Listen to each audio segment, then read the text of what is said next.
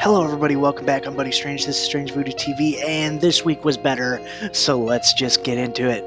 First off, the win of the week is going to be the Ravens winning over the Texans. Yeah, there were a lot of good wins this week. The Chiefs had a good win. Hell, the Falcons beat the Panthers. That was a crazy good win for them. They have been on a roll, and the Falcons are finally performing like the team that they should have been at the beginning of the season that everyone predicted that they'd be, or most predicted that they'd be, and they weren't. But anyway, that being said, Ravens get the win here, and the reason they get the win over the Falcons, who beat a playoff caliber team in the Panthers, is because the Ravens beat easily a playoff contender in the Texans, and quite possibly a team in contention for Super Bowl, like one of the 3-4 AFC teams that legitimately have a shot.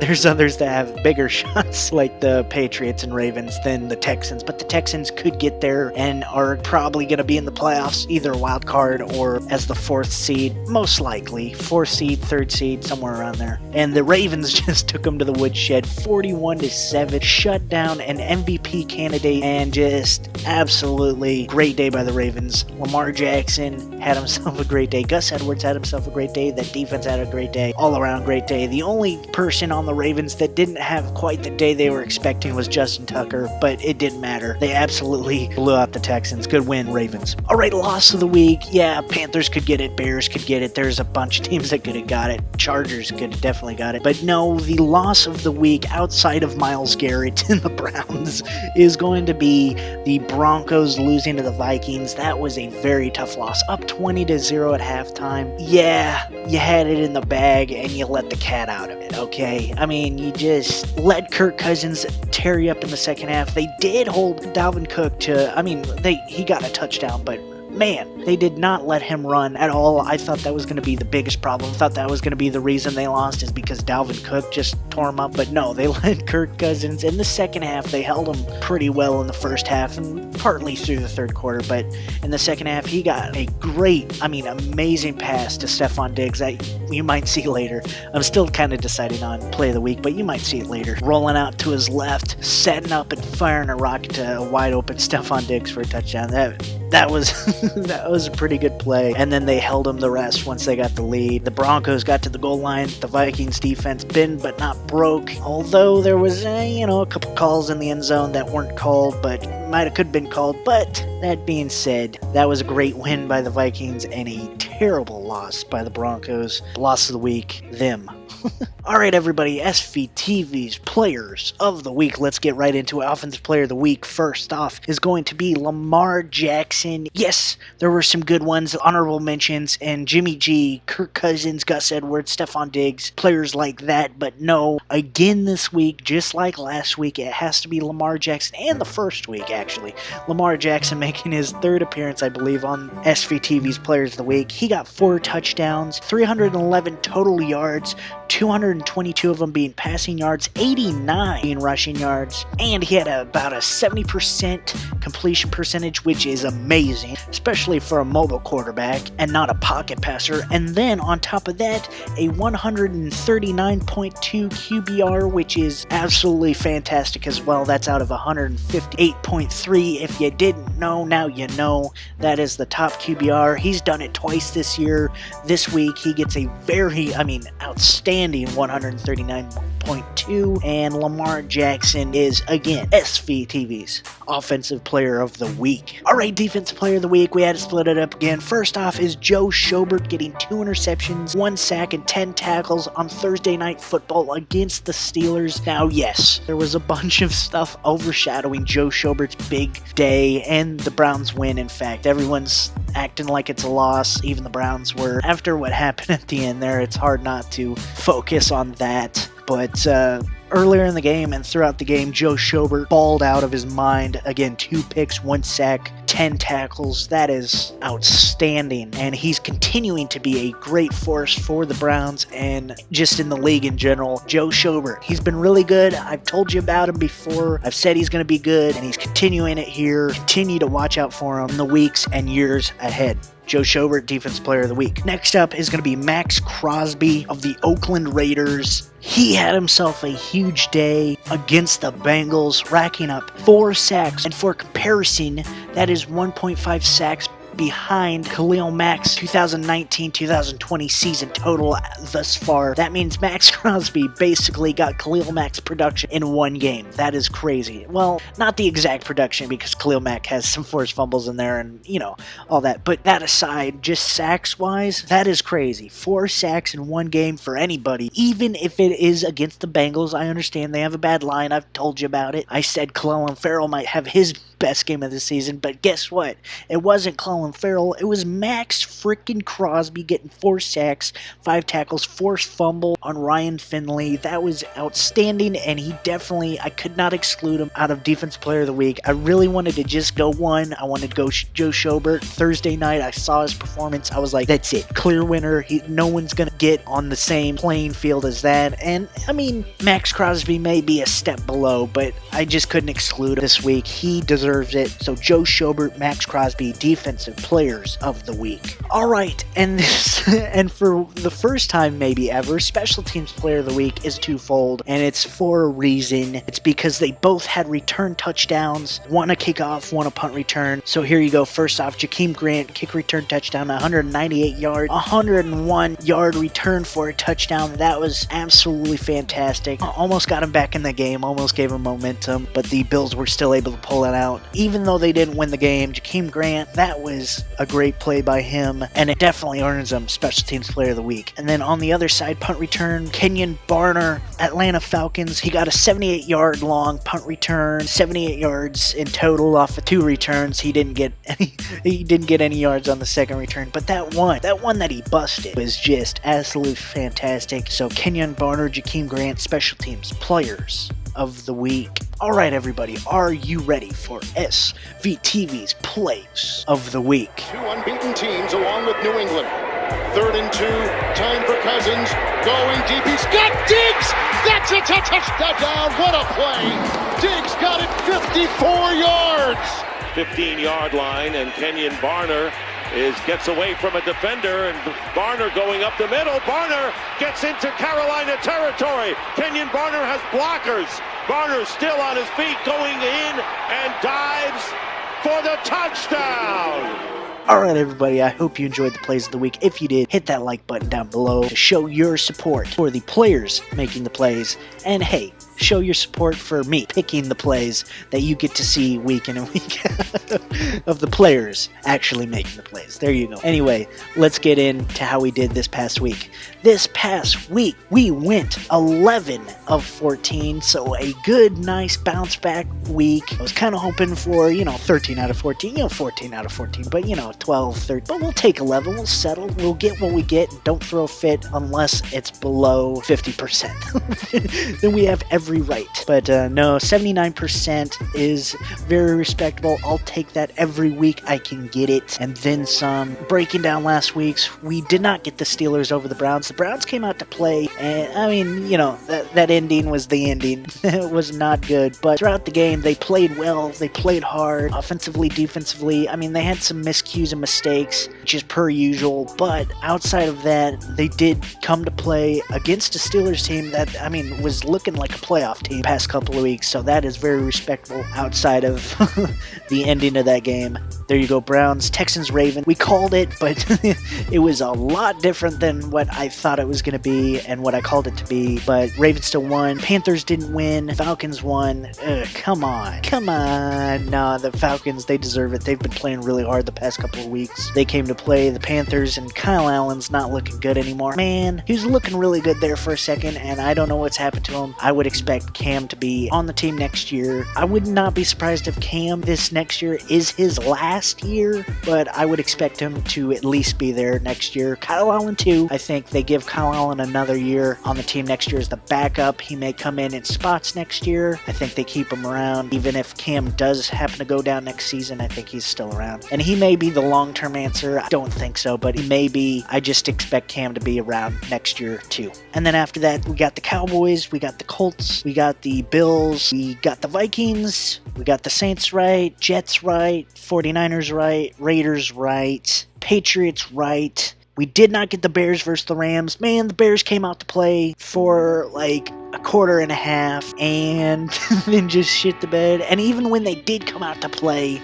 They only were trying to get field goals. There was some stuff early in that game, a call that didn't go their way, but you can't fret about that. They got into field goal range, touchdown range a couple times, couldn't capitalize on any of those. Eddie Pinheiro missing 2 kicks. Even when Mitchell Trubisky was on his game, they couldn't capitalize on that. And then he got off his game per usual, and then everything went haywire. And then the Rams, they utilized Todd Gurley for the first time in weeks, even months, and I was happy to see that, but a little surprised. I didn't think it was going to happen, and I thought that was going to be one of the main reasons the Bears pulled it out, but they used them, and guess what happened? They won. Run game defense.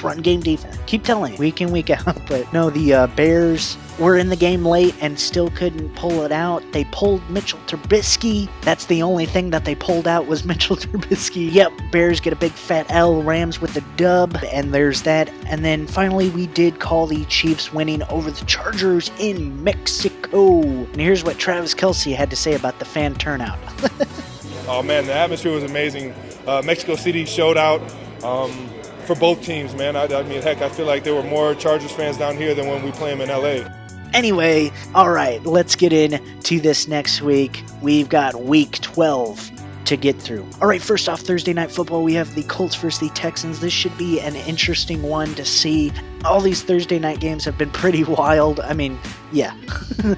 Maybe not as wild as last week's, but pretty wild. And all of them have kind of been unsuspecting and close either way, or at least teams you think would not put up a fight. It's been really good Thursday night football games in that regard. And here, I don't think it's different. I think it's going to be really close. I could see either team winning. This might be the toughest game to call this week. Originally had Texans, and then I raced it and I wrote in Colts. And then I said, no, I'm going to go with my original gut, and I'm going to pick the Texans winning over the Colts 30-24 on Thursday night football. I think the injury to Marlon Mack won't kill the Colts for their season. I just think it's not going to be good in the short term. I think they suffer this game and then start to pick it up and move along until he's back moving forward. But this game, I think they struggle with figuring out how they're going to settle the running backs and give who the ball win. Although Frank Reich, I trust in Frank Reich. I'm sure they'll get a good game plan. Something's telling me Marlon Mack injury is going to affect him a little bit. That and Deshaun Watson, he just got straight up embarrassed last week. And I'm not saying the Colts defense is bad by any means. I mean, Darius Leonard is playing out of his mind. Malik Hooker, so on and so forth. But no, I think Deshaun Watson has himself a good day. Carlos Hyde might have a good day on the ground. And even though on the flip side, I do think Jacoby Brissett has himself a good day. I think the backfield being in flux might throw that whole system off. They do score 24 in my prediction, but I don't think that's enough to beat the Texans in Houston. Next up, we have the Buccaneers versus the Falcons. The Falcons on a roll. The Buccaneers on a roller coaster. Although, I mean, I don't think you can count it as a roller coaster if all it does is go down. But anyway, no, that being said, the Buccaneers, Jameis Winston, it's going to be time to move on after the season. Not now, but after the season, he's done. At least as a Buccaneer. Be looking for a quarterback in this next draft. Whoever Bruce Arians likes the most out of the draft, be looking for them to draft a quarterback in the first round. I'm sure I'll have a mock of it when it comes time, but Jameis Winston isn't the answer. On the other side, Matt Ryan is the answer. The question is, can the defense continue what it's been doing? I say yes. I do think the Falcons defense can be good this week. I think the switch over from Dan Quinn calling it. Dan Quinn is no longer calling the defense. 2 weeks ago, he handed the play calling duties to linebackers coach Jeff Ulbrich, former player Jeff Ulbrich too, former linebacker. He handed the play calling duties over to him, and the past 2 weeks, oh my lord, the Falcons are one of the best defenses in football. Are you kidding me? With the same squad that they had before? I mean, it's not like Keanu Neal came back or whatever. No, they have the same squad. And I'm not saying the Falcons have bad players on defense. It's just the way they were playing was god-awful, terrible, one of the worst defenses. And then you replace it, and I think that speaks more on Dan Quinn than anything, and he's supposed to be one of the best defensive minds in football. That's one of the reasons he was hired, to turn around the defense. When they hired him, I mean, they had Devonta Freeman, Julio Jones, Matt Ryan. Their offense was pretty good. They needed help on defense, and guess what they've needed this past year? Not help on offense, they've needed help on defense. And I just think, along with Jameis Winston not having a job with his team come this offseason, I don't think Dan Quinn will either. I do think he makes it to the end of the season, but offseason he probably is going to be gone. I would not be surprised. That being said, in this game, Falcons win 31-21 over the Buccaneers at home. Yes, I do think the Buccaneers can pull it out too, but the Falcons are too hot. I'm liking their defense right now, and their offense has the potential to be one of the top 10 in football with the players it has. And I think Matt Ryan and Julio Jones can outplay Jameis Winston, Mike Evans, especially with the Tampa Bay Buccaneers defense, which is not really good in their pass defense. I think Matt Ryan has himself a good day. Also, congratulations to Matt Ryan for breaking into the top 10 of all-time passing yard leaders, which is crazy to think. I mean, I remember the day he got drafted. I was watching the draft. I remember that, and now he's breaking into the top 10 all-time passing leaders. Yes, that's Drew Brees, Tom Brady, Peyton Manning, Brett Favre. You know, like, that's insane to me. Dan Marino, there you go, John Elway, and and now he's there. That's absolutely insane. Good job to Matt Ryan. Falcons win. All right, next up, the Broncos versus the Bills. The Broncos coming off a tough and just absolutely bad loss. Yet another one where they let it go in the final minutes and can't get it back and lose it. And then the Bills coming off a good win against the Dolphins, who had been getting hot as of recent, and the Bills were able to stop them in their tracks, stop the hype train. Josh Allen had some really good throws, really good plays. Proud of Josh Allen. He also got his 17th rushing touchdown of his career, which is more than, guess what, Lamar Jackson, Dalvin Cook, Deshaun Watson, players like that. Are you kidding me? That's crazy to think that he is. Well, I mean, yeah, Dalvin Cook, he had his knee issues and all that, but the crazy thing to me is, I mean, Josh Allen has started more games, but Lamar Jackson is like supposed to be the most mobile quarterback in football now, which he is. Don't let me make you think he's not. Lamar Jackson is definitely the top tier mobile quarterback, but Josh Allen has more rushing touchdowns than him, and they were both drafted at the same time. Of course, they didn't play at the same time. Josh Allen started way before Lamar Jackson did, but that's still interesting to me. It's kind of like Steve Young versus Randall Cunningham back in the 90s. I don't know if you guys know this or remember this. Steve Young, until Cam Newton came around, was the league leader, in NFL history at quarterbacks for most rushing touchdowns ever. Steve Young, which, yeah, he's known for being mobile and stuff, and he was really good at running the ball. Kind of reminds me of Josh Allen a little bit. Style of quarterback as far as passing goes, yeah, a little bit different, but as far as mobility goes and the use of mobility in legs, reminds me a lot of Steve Young. Steve Young, most rushing touchdowns by a quarterback in NFL history till Cam Newton. And then on the flip side, you had Randall Cunningham, most elusive quarterback maybe ever, until, Lamar Jackson. Michael Vick was really elusive too, but now you have Lamar Jackson, who is like, I heard the commentator during this past game against the Texans compare him to Gale Sayers and Barry Sanders. Like, come on. But, you had Mr. Elastic Randall Cunningham breaking absolutely mad tackles. There's no reason he should have broke some of the tackles that he did and escape and elude. But yet, he was probably the most mobile quarterback in football at the time, or regarded as such. And then you had Steve Young actually breaking the rushing records. So there you go. I guess they're the Steve Young and Lamar Jackson of our time. I just had to get that out there. Now back to this game. Broncos versus Bills. Bills win 28-20. Don't fool me here.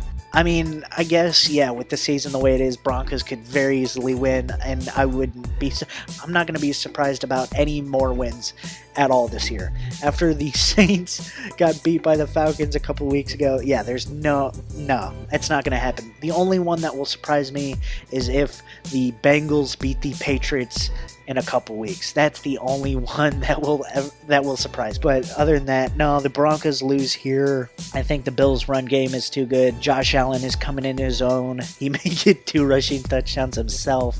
Who knows? Brandon Allen, I do like Brandon Allen. I think he's going to be a good quarterback if he's utilized in the future. I am interested to see Drew Lock. I hope by the end of the season, maybe he gets one game. Maybe in week 17 they throw him out there just to see what they got.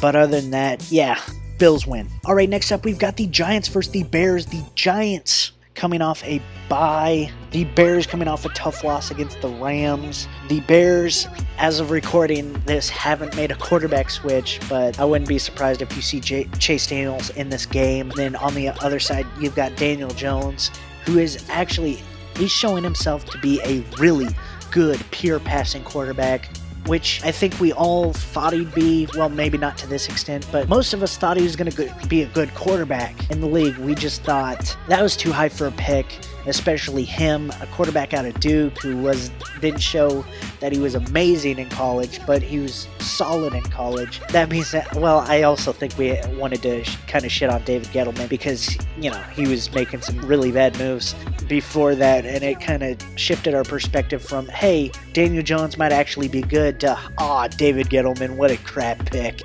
showing that he's a loser yet again. But no, I think Daniel Jones is a good quarterback. I think he was going to be a good quarterback. I think he is a good quarterback. I still think he was drafted a little bit early, but it doesn't matter because the Giants got their guy, and a guy that has proven that he can be a quarterback for them in the future and beyond.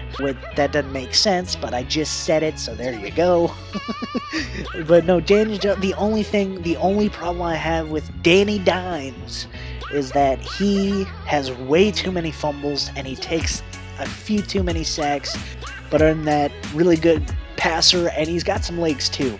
He's going to be a really good quarterback. Continue to watch out for him, and I do think he gets it done here on the road in Chicago. Giants win 27-14 over the Bears. There you go. Khalil Mack might have himself a couple sacks. Wouldn't be surprised, and I wouldn't be surprised if Daniel Jones fumbles on both of them. But in the end, I do think Saquon Barkley has himself a day. Chicago's run defense has not been the same as it was last year and the year before. It's kind of struggling a little bit, and I think Saquon Barkley can have himself a day. Daniel Jones might have himself a couple touchdowns through the air, maybe on the ground himself. Who knows? All I know is that I don't know anything, but I do think the Giants win against the Bears on the road. Alright, the Steelers versus the Bengals. The Steelers without Marquise Pouncey, because you all know what happened. I think all of America and most of the world knows what happened. That being said, they do still have Mason Rudolph. All they got was a fine. I'm going to go out on a limb and say I don't agree with that. I do think he was part of the problem. I don't think he was innocent. I do think he deserves the fine. What happened to him is absolutely inexcusable. Shouldn't have happened. Myles Garrett took it way too far. But before he took it way too far, Mason Rudolph took it too far. Now, both parties deserve to be punished. Myles Garrett deserves the indefinite suspension. I really agree with that. That was egregious. That was terrible. That was uncalled for. That was bad sportsmanship. That was way more than bad sportsmanship. That was absolutely... Anyway, he deserves what he got. Mason Rudolph, I think, deserves 1 game. Only 1 game. No more than that. No less than that. 1 game and a fine. Larry Ogunjobi, 1 game and a fine. Marquise Pouncey, 1 to 2 games and a fine. Myles Garrett, indefinite for sure. He has to apply to being reinstated. No ifs, ands, buts, or questions about it. That being said, we are in this next week. We don't need to be focusing on that anymore. We are focusing Steelers versus Bengals. The Bengals coming off being the first team eliminated from playoff contention, which ties an NFL record along with the 2007 Lions, 2008 Dolphins, and the 2016 Browns, I believe, for being knocked out in Week 11. Mathematically speaking, they have 0% chance of making the playoffs. Congratulations, Bengals. You are now in the lead for the tank for, well, maybe not tank for 2 anymore. How about bomb for Burrow? Or hashtag chasing Chase Young, which I've also seen trending a few places. So they could either get the quarterback or the defensive end. Again, I think I've said this on here before. I think they should go with Chase Young in the first and then come back early in the second, maybe trade back late in the first and get like a Jalen Hurts or someone like that. Someone who shouldn't have dropped, but maybe has dropped. Maybe Herbert drops, maybe Fromm drops, who knows. I think they should go that route, get the all-star pass rusher, which they desperately need, and then come back and get the quarterback in the early second, late first, and then focus on that line the rest of the way, baby. Maybe a few defensive players, linebackers and such in later rounds, but they need to fix that offensive line too. Anyway, here, the Bengals, yeah, again, I don't foresee them getting it. I do think the Steelers win 23-13 on the road. Mason Rudolph, bounce back game, maybe against a bad defense. I could definitely see it. And then, but Dupree against that bad offensive line. Minkah Fitzpatrick balling out against a rookie quarterback, Ryan Finley, who has only a couple games to his name. Devin Butch as well. He's been balling out as a rookie. He's going to be all over the field. And then Cameron Hayward coming off the edge again against a bad line. Could have himself a day. Steelers win in Cincinnati. There you go. All right, next up, the Dolphins versus the Browns. This is anybody's game for real.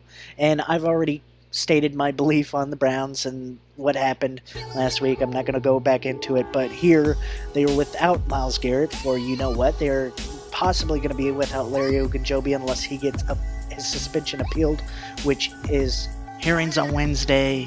I get this out by Thursday. I record it on early Tuesday, so it's anybody. I mean, it's anybody's guess whether Ogunjobi will play. Definitely Myles Garrett will not play, and there you go. Another person not going to play in this game for really bad reasons is Mark Walton, former running back for the Miami Dolphins. He got charged for aggravated assault, so there you go. And he's been cut from the team. So, aside from that, you have Ryan Fitzpatrick versus a really dominant Browns team, even without, and Larry Ogunjobi. We've got Joe Schobert, absolutely balling out of his mind. He's Defensive Player of the Week. We've got Denzel Ward, who's been pretty solid. Another big player that they lost was Morgan Burnett. He tore his Achilles this past week. That's going to hurt. It hurt him, but that's also going to hurt the team. And I would not put it past the Dolphins to get one over on the Browns. However, I'm not going to call it. I do think the Browns win 24-16 over the Dolphins at home. But I'm going to tell you right now, the Dolphins may very well win this one. And if they do, I'm not going to be surprised one bit. This is absolutely turning out to be possible Colts-Dolphins situation where, the Colts are better. Yeah, the Browns are better, talent-wise, team-wise, but the Dolphins just have that mindset, and the team on the other side is banged up, injured, and it just could be the day where the Dolphins get another win. I would not be surprised, but here I'm going to call the Browns because I have a feeling the Browns will still pull it out some way, somehow, but it won't be play calling or Freddie Kitchen. It'll be a good play by Joe Schobert or somebody. All right, next up, the Panthers versus the Saints. The Panthers, not looking good. Not looking good the past couple of weeks. The Saints didn't look good, and now they're kind of turning it around a little bit. They're relying more on the short to intermediate passing game and run game, running backs out of the backfield, that sort of thing. The Panthers, I don't know what happened. Christian McCaffrey has effectively been shut down. For him, statistically, probably lost out on the MVP race. The Panthers defense, on the flip side, has not been good either, as they were earlier in the season and mid-season. They're kind of losing their mojo and their playoff spot if they keep it up. And pretty much, I think they don't keep it up here either. I do think the Saints win 34-21 over the Panthers. I don't think it's going to be close. I think the Saints run away with it early and often, and the defense of the Saints just keeps pounding Kyle Allen and can keep up on Christian McCaffrey. Christian McCaffrey, I wouldn't put it past him to bust a couple, but all in all, I think the Saints offense can cover what Christian McCaffrey brings to the table and then add some more as well. Drew Brees and Michael Thomas and Jared Cook and the gang, they're going to be okay. Saints win. All right, next up, the Raiders versus the Jets. This is going to be an interesting one. All right, the Jets have a little bit of momentum. They finally got most of their team back. Defense looking solid. The offense, Sam Darnold's getting in a rhythm. Sam Darnold probably had his best game of the season this past week. He had some terrible plays, but overall, best game he had throwing the ball this season. 4 touchdowns, looking good. The Raiders coming off big momentum, but they beat the Bengals. All 10 teams that the Bengals have faced have done that. They're just not a team ready to compete right now. That being said, they've got players that just happen to be in a bad situation with the rest of the team. The Raiders are in a good situation with good players on their team. The Jets were in a bad situation with good players on their team that weren't able to play for the team for the past few weeks. Got him back this past week. We'll continue to have him this week, and that's why I think this game is going to be complicated and a hard one to call, and I think the Raiders and Josh Jacobs, Derek Carr will have a good day, but ultimately, I don't think it will be a good enough day. Yes, I am going to call the Jets. How about that? That's a little risky business going on there. I do think the Jets win 26-23 over the Raiders. Again, who knows? The Raiders could definitely win. They have all the momentum to win. They are probably the better team at the moment. I would argue they don't have the better team on paper, but as far as everything else goes and the way the season's been going and turning out, I do think the Raiders have the better team on the field than the Jets, but something's telling me the Jets are going to pull this one out. They're going to ride this last week's win. Yes, it was against the Redskins, probably. Again, like the Bengals, not the greatest team, but I think the Jets, it'll be another Cowboys-Jets situation where, the Jets should not win whatsoever, but they're playing at home. They play pretty well at home when they have their pieces, and I think they continue it here. I think Sam Darnold has himself a pretty good day, and I think that defense is able to stop up Derek Carr and mostly stop up Josh Jacobs. Not all, I think he still has himself a good day, 80 yards, maybe a little bit more, but overall I think the Jets will pull it out. All right, next up, the Lions versus the Redskins. Dwayne Haskins finally got himself his first touchdown, and not only that, he got his first touchdowns of the season this past week. He did have a moment on the sidelines where his offensive linemen were not wanting to hear what he had to say, nor his speech. And Dwayne Haskins got a little frustrated, and he said, "What can I do to help you?" And that kind of got blown out of proportion. It was not a good situation. And there you go. They're facing some turmoil. On the other side, the Lions defense is not good. Not good right now. They traded away Quandre Diggs. That was a bad trade a few weeks ago, and there you go.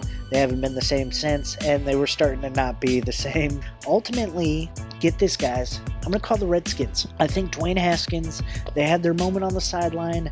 I think it's going to be a big thing. Can they get that resolved, or do they not get that resolved? I think in this case, him and his linemen, they can get it resolved. I think they can come to terms, and I think that is a big step in the Redskins moving forward. I think he solidifies himself as someone to be listened to in that locker room and on the sideline. I think the offensive linemen, that was just the heat of battle. It was not going their way. They were not interested in hearing what a rookie quarterback had to say after not performing up to expectations thus far this season either. He's made bad mistakes. They were making mistakes. They're veterans. He's a rookie. They kind of don't want to hear it.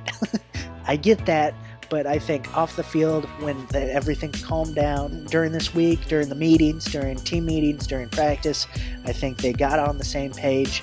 I obviously don't know. I'm not in the room with them. But I'm going to go out and bet that they did. And I think it's a big step forward in them playing. I do think they went over the Lions 17-10 this week. And again, they can go of one of two ways. It can go, yep, they got on the same page. They're together. They win. If they didn't do that, if it kind of spiraled into something worse throughout the week, then definitely I think the Lions win. But I'm going to go out on a limb, say that Dwayne Haskins and the old linemen got on the same page. They're doing all right. Landon Collins and Ryan Kerrigan in the team on defense, Josh Norman, they have themselves an uncharacteristic, thus far, good day. Not Ryan Kerrigan. He's been solid, but the defense as a whole has an uncharacteristic good day, and they beat the Lions at home. All right, next up we have the Seahawks versus the Eagles. This one's going to be easy for me. I mean, again, yeah, I wouldn't be surprised either way. But I am going to go out and I am going to call the Seahawks going on the road and winning against the Eagles. The Eagles just had a tough loss against the Patriots. The Seahawks had themselves a bye. They're going to be rested. And I do think the Seahawks win 28-21 over the Eagles in this one. Russell Wilson, Pete Carroll coming off a bye. That's going to be dangerous anyway, no matter who they face. And they're a good team. They are a really good team. They beat the last undefeated team. I think there were a lot of factors going into that one, but the fact that they did it means something. And the Eagles are not the best team, and they're suffering from bad injuries, bad situations, and everything going around. They did play the Patriots really tough, though. I got to give them credit for that. I mean, they were within a Nelson Aguilar drop, which is, per usual, away from tying that game, possibly going on to win that game. Who knows? They played the Patriots tough. Patriots won, but they played them tough. I think they played the Seahawks tough here, but ultimately they come up short. Seahawks win. All right, next up, divisional matchup, Titans versus Jaguars in Nashville. Again, this should be an interesting one as far as games go. Not marquee matchup or nothing, but as far as the two teams, where they're at in the season, how they're doing, this should be big. And whether they can make a wild card spot coming up, probably not, being that the Colts and the Texans are vying for that. And, you know, you have other really good teams in the AFC, but this would be a big step for a win for either team to keep in contention, so there's that, making it interesting. Nick Foles in his first game back had himself a good day individually, but as a team, whoa, that was not good. That wasn't a good day as a team. Outside of a few defensive plays, Josh Allen actually had himself a pretty good day. But the Colts, all in all, came out with a good win. The Titans coming off a bye, they should be well rested. Mike Vrabel knows how to get his team prepared. Ryan Tannehill, since he's came in, has been actually really good. Really good. The change of scenery seemed to have really helped him. He sat for a couple weeks, learned the system through watching Marcus Mariota, and then improved on that and has balled out since. The Titans defense is still the Titans defense. I mean, they're still solid. They got Kevin Byard, Logan Ryan, Malcolm Butler. Even Karen Wake is kind of having a little bit of a resurgent. Rashaan Evans, Harold Landry, everyone else, Jarrell Casey. I mean, they're doing good. And I think they continue to do good here at home. I do think the Titans win 20-14 in a very close matchup against the Jaguars. Again, I wouldn't be surprised if the Jaguars won, but no, I'm going to call it out straight. I think the defense of the Titans, I think Kevin Byard, Logan Ryan, Malcolm, the people I just mentioned, I think they'll do really good against Nick Foles. Nick Foles, maybe, I'm going to call 2 picks. I think Kevin Byard gets one off a tip. And I think Logan Ryan gets one outright. I think he just totally jumps a pass. And I'm not going to call a pick 6, but he gets pretty far down a ways and then gets tripped up by DJ Chark or someone like that. On the other side, I do think Leonard Fournette has himself a pretty solid day. And then the Titans offense, I think Derrick Henry has a bigger day than Ryan Tannehill will through the air. Jaguars, I think, will get after Ryan Tannehill pretty good, but I think Derrick Henry can break out on the ground and have himself a good day. Titans win. All right, the Cowboys versus the Patriots. I mean, actually, this is an interesting one to see because the Cowboys, they're going to have to play well. I mean, a win would be absolutely fantastic for them moving forward and for their resume. And for Dak's resume, Zeke's resume, and that would be huge if they could pull it off. The Patriots seem to not do well against running teams, being that's why the Ravens did really well, that's why the Bills did really well, that's why the Eagles did really well. They were pretty much run heavy and acted as such and were very successful at doing that. And here the Cowboys are kind of West Coast, but they do have Zeke. And they know how to run him. And Tony Pollard now is looking really good.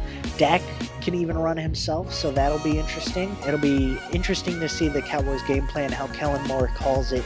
Hopefully they're not conservative. Hopefully they're aggressive with it, because that's one thing you have to do with Bill Belichick and the Patriots. You have to be aggressive, and you cannot whatsoever take the foot off the gas pedal. You have to keep going, keep pushing, keep expanding, pull out your full playbook for this one, boys, because this is going to be a hard-fought battle. That being said, I do think the Patriots win 23-14. I think it's somewhat low scoring. I think the Dallas Cowboys defense can hold Tom Brady, Sony Michel in that offense to low points, but I don't think on the flip side the Cowboys score a lot either. I think the Patriots defense is outstanding. They're not the best defensive ever, like everyone's touting them to be. First off, in the first couple of weeks, first few weeks, first half of the season, whatever. They're not that, but they are damn good. They are really good. Top of the NFL this year, and they're a top-tier defense, even with the Ravens game included. They're top-tier defense, and here I think they show it, and here I think the Patriots win. All right, Sunday Night Football, we've got the first flexed game of the season, the Packers versus 49ers. This game was originally Seahawks-Eagles, but they swapped. They were flexed into this position, and rightfully so. This should be a very good game. Could easily be the NFC Championship matchup preview coming up in a couple of months. This should be a very interesting game, and one which I think both teams are going to be ready for. Hopefully they're mostly healed up by this next week. I'm not sure on Kittle's status, but I hope he can play. I want to see both of these teams at full strength. I know it won't be, because there's going to be some injury issues on both sides. I'm sure Joe Staley's not going to be ready and stuff like that. But I hope George Kittle's ready, Kyle Juszczyk's ready, Devontae Adams is ready, Aaron Rodgers, and everyone else. It should be I'm going to say it's going to be a run-heavy game. I think the Packers are going to utilize Aaron Jones. Of course, hopefully Matt Breida's back. I'm not sure if he's going to be. He was out this past week. I don't know if he'll be back. Hopefully he is. Tevin Coleman, but That being said, Mostert, Tevin Coleman, Jeff Wilson Jr. breaking out this past week. That should be interesting to watch coming in. And Sunday Night Football primetime, probably one of the best games of the year outside of the Seahawks, 49ers. Any game involving the 49ers now is just going to be top-notch, as long as it's against a potential playoff team. And this one should be a very good one, as well as the others. I'm going to say the 49ers win 33-23 over the Packers on Sunday Night Football. Yeah, that score doesn't seem close, but I think it's going to be really close for most of the game. And then just at the very end, the 49ers are able to put it away, ice it, and lock it in as a win. And there you go. I mean, the 49ers are playing at home. Yeah, Aaron Rodgers coming back to his hometown. All right, everything's cool. The hometown hero coming back. Everything's looking good. Packers will love to play in good weather. They should be fine. But there's going to be something about 49ers hometown advantage. Packers have to travel. I think that's going to be a factor. Going from cold to warm, some of the immune systems, players might be a little discombobulated and stuff, but all that being said, I think the 49ers pull it out. I believe they're the better team, and I believe they show it here on Sunday Night Football. All right, lastly, actually, this would have been a really good game if the Ravens were this year's Ravens and the Rams were last year's Rams. But it still should be a pretty good game. We've got the Ravens versus the Rams. Ravens coming in just lightning hot, like lightning strike. Bop! You know how hot that is? I don't know, but I know it's pretty damn hot. And they are like that. They are an electric team. Mark Ingram out of the backfield. That O-line is fantastic. The Ravens O-line is absolutely one of the best in the NFL, and if you don't believe so, just watch them. They are fantastic. Lamar Jackson is fantastic. That wide receiving core is good for that team. They're not star players, but damn, they're the right players for that team. Marquise Hollywood Brown, Seth Roberts, and that tight end core, 3 deep. Hayden Hurst, Nick Boyle, and Mark Andrews, all 3 of them really good. That defense, Marlon Humphrey, Earl Thomas III, Matthew Judon, Owasu, or Patrick, something like that, Owasu or Onawasu or something. He's really good too, however you pronounce his last name. Like the Ravens as a whole, their whole team may be the most complete, one of the top most complete teams. There's some others like the Saints that could compete for that spot, so I'm not going to give it to them outright. But the Ravens are looking really good. The Rams, on the other hand, they've got some problems. Brandon Cooks maybe there, maybe not. I don't know what was going on with Robert Woods this past week. He had to leave for personal reasons, but still, he may be out. I don't know if he's going to be out this week as well. Todd Gurley finally got his game back on track, but is that going to continue, especially against the tough Ravens defense? I don't know. They are going to be playing in Los Angeles, but I don't think that's going to be a factor for either team, really. But overall, out of all of that, I do think the Ravens win 34-20. Yeah, they pretty much blow the doors off the Rams as well. They've been on a hot streak. I wouldn't be surprised if it's closer than that, but I do think no matter what the score is, how close it is, how far away it is, I do think the Ravens win here. Jared Goff, I don't think will be able to compete against the Ravens defense. Marlon Humphrey, Earl Thomas, they might have themselves a pretty good day. Brandon Williams, Owasu, Judon, they'll probably have a pretty good day up front as well. The Rams' offensive line has gotten better, but they still struggle here and there. And yeah, I think on offense, Aaron Donald won't be able to catch up with Lamar Jackson. He may get a couple pressures on him and force him out of the pocket, but Lamar Jackson knows what he's doing with his legs. I think he can take care of it, handle it. Ravens win on Monday Night Football. And there you go. That is this week. Hope you enjoyed this episode. If you did, hit that like button. If you haven't already, hit that subscribe button. Please comment anything down below that you want me to see. Your opinions, bold predictions, any questions on what I thought, any opinions on what I thought, there you go, and what I said. Put them in the comments down below. There will be a copy and paste in the description. As always, feel free to copy that, paste it in the comments, and fill it out with scores and who you think's going to win and all that good stuff. Feel free to pick against me or with me, however you would like to view it. And there you go. That is this episode. Hopefully we can get another good weekend as we did this past week. I'll take 79% again. I'll take that anyway. Love you guys. Appreciate you guys. Thanks for stopping by. And as always, I'm Buddy Strange. This is StrangeVoodooTV. Keep it strange, everybody. I'll see you in the next one, and peace out.